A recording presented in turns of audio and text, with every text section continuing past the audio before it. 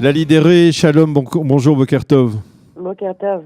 Merci d'être avec nous ce matin sur Studio Kalita. Je rappelle que vous êtes la représentante de la localité d'Eli au sein du conseil régional de Binyamin, ou de Samarie, pardon.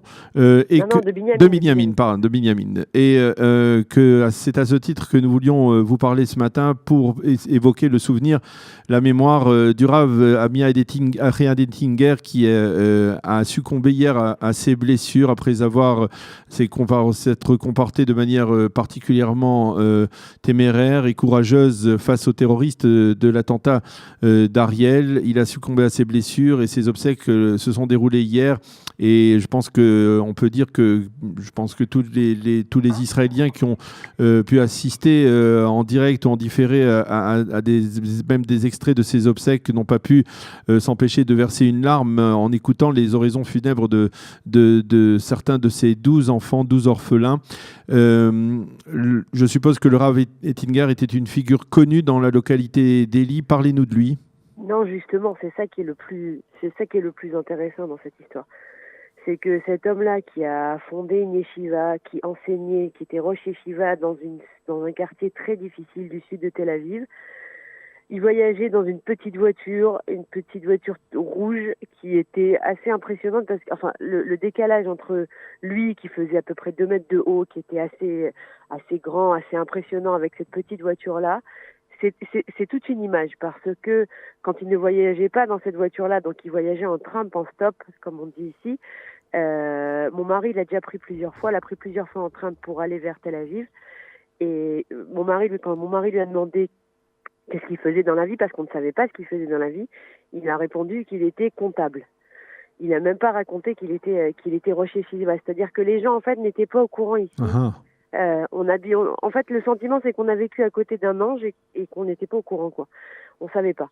Quelqu'un qui a sacrifié toute sa vie pour le Ham Israël, qui est parti et dont l'acte, le dernier acte, en fait, il est vraiment la représentation même de toute sa vie. C'est-à-dire que quand le Rav Ariad décide, quand il entend les coups de feu et qu'il décide de faire demi-tour, de ne pas être indifférent et même de ne pas faire ce que peut-être quelqu'un d'autre aurait fait, c'est-à-dire appeler la police ou appeler les services de sécurité, non, mais de lui-même aller sur place pour essayer d'empêcher un autre assassinat. En fait, c'est la digne représentation de ce qu'il était toute sa vie, c'est-à-dire quelqu'un qui fait tout ce qu'il peut pour un Israël.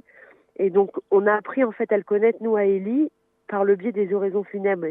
C'est triste et en même temps, c'est extraordinaire. C'est-à-dire qu'il avait tellement de hanava, tellement d'humilité, qu'il n'a jamais parlé autour de lui. Il y a un petit quartier de Eli qui n'avait pas de rave, assez éloigné de là où il habite. Eh bien, il est allé. On a appris ensuite qu'il y allait tous les Shabbats. Il faisait la route, donc c'était qui est assez longue jusqu'à ce petit quartier de Eli qui n'a pas de rave pour diriger les prières, pour organiser des activités, des Oneg Shabbat, etc. Mais tout ça dans la plus grande discrétion. Il ne faisait pas beaucoup de bruit autour de lui. C'est seulement aujourd'hui, après qu'il soit parti, qu'on a appris tout ça. Et c'est donc qu'il était aussi donc le directeur donc de Yeshivat Esder dans le sud de Tel Aviv. Il avait voulu s'implanter dans cette partie de Tel Aviv qui est, on va le dire, souvent au cœur de l'actualité, dans lequel il y a de nombreux émigrants, légaux et illégaux en particulier. Il avait voulu s'implanter et essayer de développer une forme de vie juive, de vie communautaire dans ce quartier. Il était connu des habitants du sud de Tel Aviv. En fait, il a installé en fait cette yeshiva dans le quartier de Neve Sha'anan. Neve Sha'anan aujourd'hui, c'est un quartier où la population israélienne, juive israélienne, ne sort pas en soirée à partir de 7h, 8h du soir. Dès que la nuit tombe, les gens restent chez eux, cloîtrés chez eux, parce que c'est une situation intenable avec des immigrés clandestins, avec de la drogue, avec la prostitution, avec énormément de délinquance, etc. Donc les gens restent chez eux. Et petit à petit, ce quartier, il est devenu un peu un quartier complètement abandonné et très triste. En fait, c'est triste à voir parce que la population ne quitte pas les lieux parce qu'elle n'a pas les moyens d'acheter ailleurs une maison. Donc elle reste dans sa maison, mais elle est complètement cloîtrée à l'intérieur. Et donc quand le Rav Riyad arrive dans ce quartier-là, qu'il fonde cette yeshiva Esder, il se contente pas de fonder une yeshiva et de faire qu'il n'y ait uniquement que des cours de Torah. Il demande à ses élèves d'organiser des activités pour les enfants, d'organiser des activités pour les personnes âgées qui habitent, de faire des espèces de campagnes comme ça sociales autour de la synagogue. Il organise énormément d'activités et donc en fait la yeshiva devient un espèce d'aimant pour la population locale qui se sent enfin entourée par quelqu'un qui les aide et qui les comprend et qui comprend leurs difficultés. Et donc oui, pour eux, pour ces habitants du quartier de Neve Sha'anan, c'est une énorme perte. Mais on a entendu hier les enfants dire et s'engager à continuer la mission de leur père. Donc j'espère qu'ils auront cette force-là. Lali, on a malheureusement eu l'occasion au cours des 2 dernières années en particulier de parler souvent de victimes du terrorisme dans la région du Shomron. On se souvient du Rav Raziel Shevar, du Rav Itamar Ben-Gal. Et à chaque fois, on découvre, lorsqu'ils sont décédés, lorsqu'ils ne sont plus parmi nous, la personnalité exceptionnelle de ces victimes, de ces habitants du Shomron. Est-ce que le Shomron, c'est, on va dire, une pépinière de gens qui vivent de manière exceptionnelle, qui ont le sentiment profond de réaliser une mission en vivant sur place, en travaillant pour la communauté? Je sais pas si c'est une question difficile parce que le quotidien on le vit normalement. On n'est pas des héros, quoi.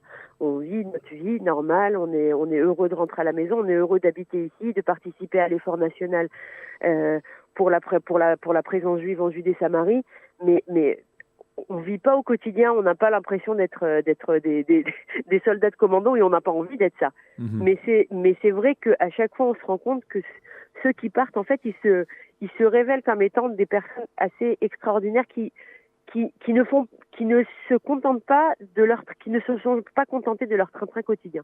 Ça veut dire il n'y avait pas de métro boulot dodo chez eux, il y avait toujours une activité au-delà. Comme pour le Rav Raziel Shevar, c'était être volontaire à Magen David Adom, le Rav Gal qui était un enseignant hors pair, le Rav Riyad aujourd'hui on apprend tout ce qu'il faisait autour de lui. En fait, c'est une espèce de Neshama Yetera. Je ne sais pas exactement comment traduire ça, mais il y a une espèce, en tout cas, de ceux qui sont partis. Parmi eux, on a vraiment le sentiment qu'ils avaient quelque chose en plus. Ils avaient une Neshama en plus qui ne leur permettait pas de faire uniquement le nécessaire, le strict nécessaire, de faire toujours un peu plus.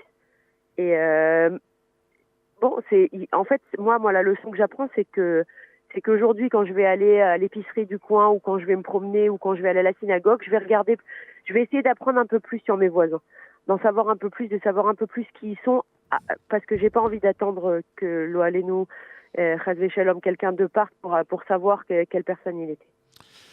Eh bien, merci beaucoup Lali d'avoir accepté de témoigner ce matin pour nous parler du Rav Riyad Ettinger. On sait que vous êtes rentré il y a à peine 24 heures d'un voyage au Maroc. On aurait préféré vous entendre nous parler de cette aventure, de cette expérience, mais ça sera à une autre occasion, j'en suis sûr.